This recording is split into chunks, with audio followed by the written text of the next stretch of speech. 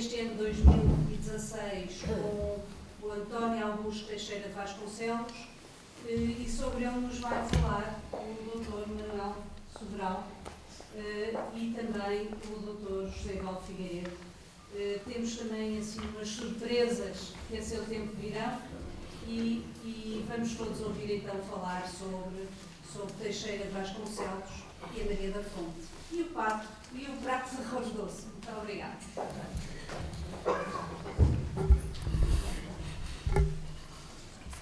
Boa tarde. A doutora Maria Lacerda já fez as saudações, mas eu queria agradecer a todos os presentes, queria agradecer o professor Manuel Abranches Sobral e aos familiares que estão aqui presentes e que nos vieram trazer um testemunho vivo da continuidade da obra e da vida de António Augusto Teixeira de Vasconcelos. Queria saudar, na pessoa da doutora Maria Lacerda, a União de Juntas de Freguesias da Foz, Aldoar, Foz de Douro e Novo Gilde. Queria saudar também o professor Dr. Levi Guerra, presidente do Instituto Cultural Dom António Ferreira Gomes, e o meu querido amigo José Magalhães, em nome do Progresso da Foz, que também está aqui presente e que eu saúdo particularmente, que nos tem apoiado também nestas nossas iniciativas. Estamos no ano de 2016, ano de vários centenários, o primeiro dos quais nós iremos celebrar será precisamente este do António Augusto Teixeira de Vasconcelos e os 170 anos da Maria da Fonte da Patuleia. Queria agradecer também aos colecionadores que nos proporcionaram uma mostra que temos ali lá atrás, que o engenheiro Mesquita Guimarães, o Dr. Paulo Sá Machado e, naturalmente, a doutora Helena Osório e ao Dr. Manuel Abranches Sobral, que nos possibilitaram a visão, o contacto com peças importantíssimas, dos quais também permito-me realçar este magnífico busto do nosso homenageado, que ainda antes de arranjarmos o pelinto para ele, estávamos a pensar pô-lo aqui mesmo em frente, mesmo aqui na mesa, porque efetivamente é ele que preside a esta sessão. A doutora Inês Correia Pacheco, o doutor Henrique Rodrigo Meireles, agradecemos muito a disponibilidade manifestada para nós podemos ter aqui. Esta peça, eu não decorei, não trouxe a minha cábula para explicar todos os dados que traz, mas é uma peça que é do Teixeira Lopes. Portanto, é realmente uma peça única, extraordinária, não é? Então peço, Rodrigo, isto é que eu pedi para fazer, porque eu já estou a... Eu nunca tinha visto, quer dizer, a Inês é que tem esta associação, tem o seu quarto de novo, nesta mais velha, em termos de associação. E eu pensava que era Teixeira Lopes, é do Elias Robert, que é um grande escultor francês, está no Louvre, está a Garde tem grandes edifícios em Paris, e é feito em 1865, ou seja, 13 anos antes da morte do escritor, e também poucos anos antes da morte desse grande escultor. Mas foi uma surpresa. Muito obrigado. Pois temos a graça de o termos hoje connosco aqui presente. Já uma vez, numa sessão que fizemos aqui, também trouxemos o Teixeira de Pascoais. Portanto, este é o segundo visitante que vem ter aqui connosco às nossas organizações da Foz Literária. E agora compete-me dar início apresentando, para aqueles que não o conhecem, eu estou convencido que poucos desconhecerão a vida e a obra do grande historiador, genealogista, investigador, que tenho aqui ao meu lado direito, que é o Dr. Manuel Abranches Sobral. Realmente, um escritor, um investigador, a sua obra variadíssima, é um dos responsáveis formadores do Centro de Formação de Jornalistas, quer dizer que a formação de grande parte da comunicação social que interessa, que profunda, aquela que nos interessa, deve também grande parte da formação, a iniciativa aqui ao professor Manuel Abranches Sobral. É um sabedor muito qualificado da obra e da vida do Teixeira de Vasconcelos, da Patuleia, da Maria da Fonte, e foi ele que pedimos que a última edição do Prato de Arroz Doce, a última edição já dos nossos dias, deve-se à sua colaboração, à sua iniciativa, com um prefácio realmente paradigmático de quem quiser saber mais do nosso homenageado. E, além do mais, ele foi redator, durante muito tempo, em tempos da Política e Economia do Comércio do Porto, e desempenhou variadíssimos cargos do ponto de vista jornalístico, e é uma figura incontornável e inestimável que temos o prazer hoje de termos aqui.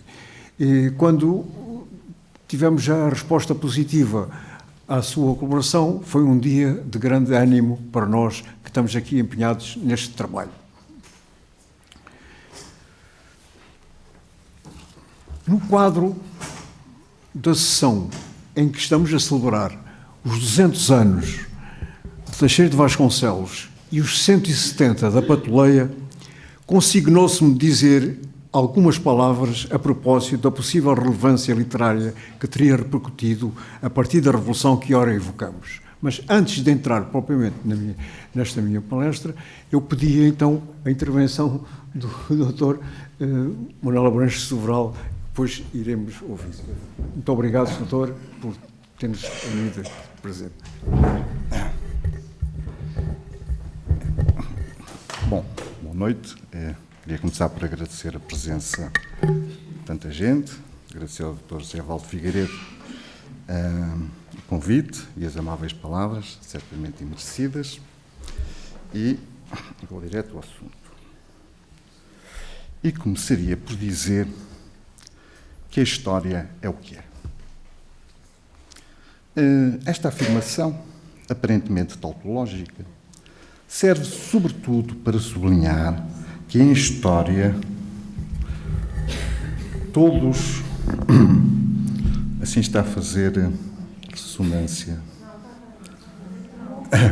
Está bom?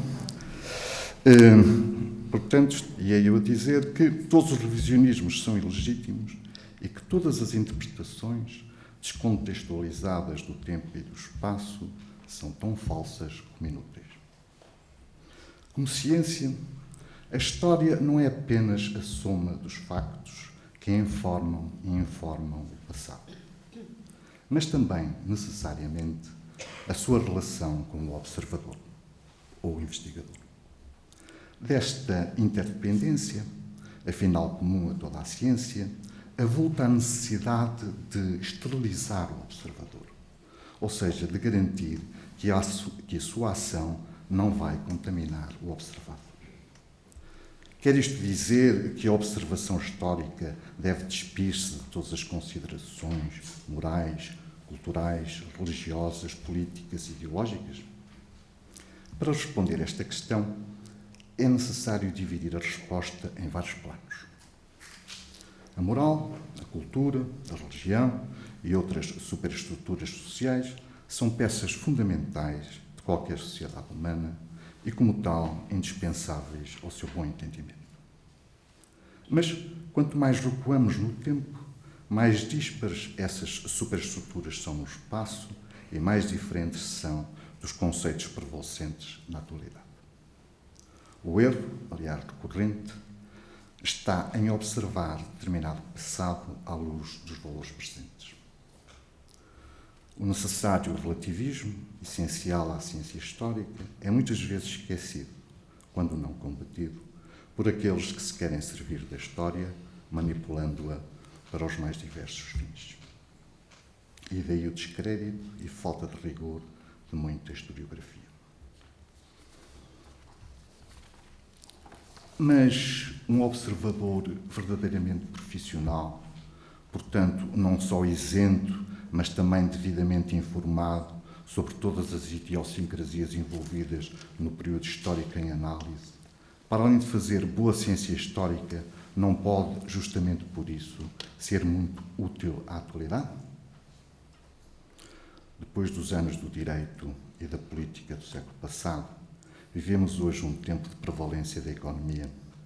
Também ela é uma ciência social, mas que gosta de se mascarar de exata, quando afinal os seus resultados estão bastante longe de o ser. Seria bom que no futuro prevalecessem a história e os historiadores, sobretudo para evitar a cíclica e dolorosa repetição de erros do passado. Repetição é essa que só a ignorância histórica pode justificar. Mas para que a história possa ser útil no presente e os seus ensinamentos convertíveis em leis científicas, é necessário que os fenómenos estudados sejam despidos de todas as suas circunstâncias históricas. E o que fica feito isso? Justamente o que é imutável, a natureza humana. Serve este introito para melhor situar o que aqui brevemente vos queria dizer a propósito da efeméride dos 200 anos do nascimento do portuense António Augusto Teixeira de Vasconcelos e dos 170 anos da Patuleia, essa estranha revolução capitaneada pelo povo.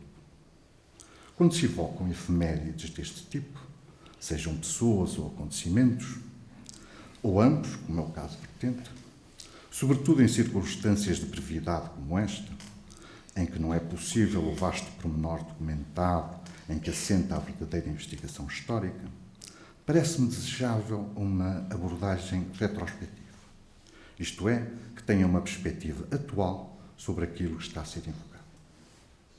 Tanto mais que, se está a ser invocado, é justamente porque deixou memória. Aliás, um interessante fenómeno histórico, nem sempre devidamente contabilizado, prende-se com o percurso que determinada figura ou facto fazem após a sua morte ou acontecimento. Com efeito, nem tudo e nem todos acabam quando acabam. Como já disse Camões, há, na verdade, aqueles que por obras valorosas se vão da lei da morte libertando.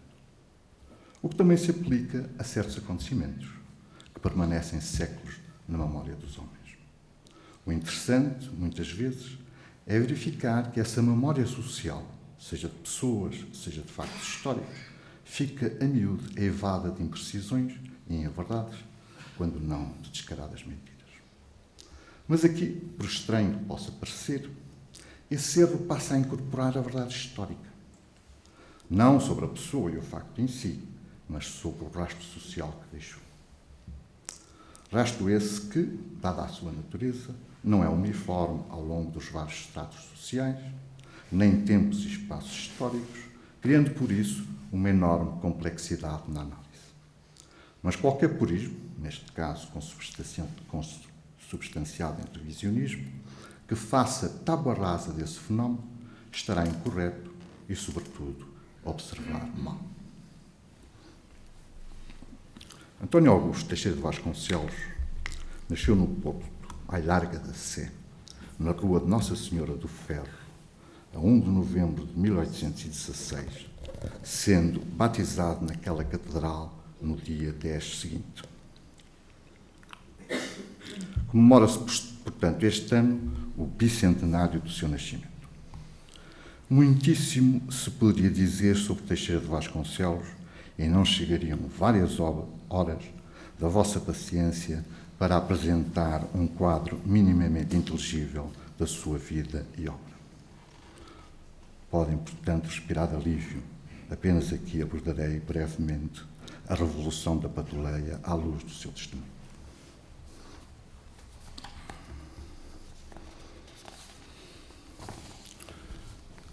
Teixeira de Vasconcelos tinha 30 anos quando participou na Patuleia, desde o seu início.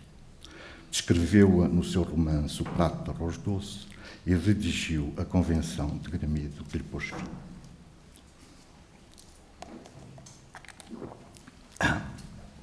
Entre o escritor e essa revolução portuense há um traço comum muito vincado. São ambos desconcertantes, complexos e incatalogáveis. Se o tivesse aqui, daria um doce a quem, entre a ilustre assistência, nos dissesse, em frase curta e clara, o que foi a patuleia e que ideia central, que ensinamento histórico essencial dela podemos retirar. E não vale dizer que foi uma guerra civil que durou cerca de 1 ano, começou na sequência da Revolução da Maria da Fonte, na primavera de 1846, com o levantamento de 9 de outubro desse ano, e terminou com a Convenção de Gramide de 30 de junho do ano seguinte, opondo ao governo cartista de Lisboa do Marechal Saldanha uma amálgama de setembristas moderados e miguelistas, unidos num governo dissidente sediado no Porto. Isto descreve o acontecimento, mas não o explica minimamente e muito menos descortina o essencial do fenómeno. Uma guerra civil não é coisa de pouca monta. Mais uma vez, temos de nos despir das idiosincrasias atuais para sequer considerar uma guerra civil como uma hipótese aceitável para a resolução de conflitos. Mas, mesmo na época, não se partia em Portugal para uma guerra civil de ânimo leve e sem fortes motivos. Por outro lado, tratou-se de uma cisão que dividiu o Norte contra o Sul. Partiu de uma revolução popular confusa, Maria da Fonte, de inspiração tradicionalista e forjada no Portugal profundo, mas liderada pela facção moderada dos setembristas, um movimento liberal de forte pendor democrático, aliado aos miguelistas, os derrotados da anterior guerra civil, tradicionalistas